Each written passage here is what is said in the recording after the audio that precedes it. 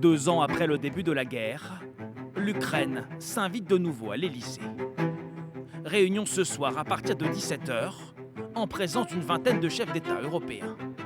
Objectif selon le palais, remobiliser et examiner tous les moyens de soutenir l'Ukraine. Alors qu'attendre de cette réunion? Pas de nouvelles annonces prévues à l'issue du sommet, mais les participants devraient échanger sur une accélération de l'aide européenne. Il s'agit de contredire l'impression que les choses sont en train de se déliter, de réaffirmer que nous ne sommes pas fatigués.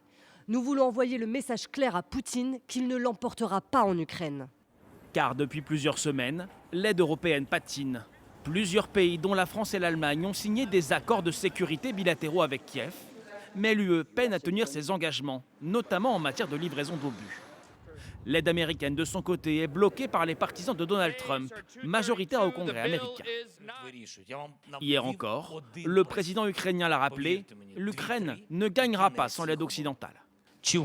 La question de savoir si l'Ukraine perdra, si la situation sera très difficile pour nous et s'il y aura un grand nombre de victimes dépend de vous, de nos partenaires, du monde occidental. Si nous sommes forts avec nos armes, nous ne perdrons pas, nous gagnerons. La réunion de ce soir débutera par une intervention en visioconférence de Volodymyr Zelensky.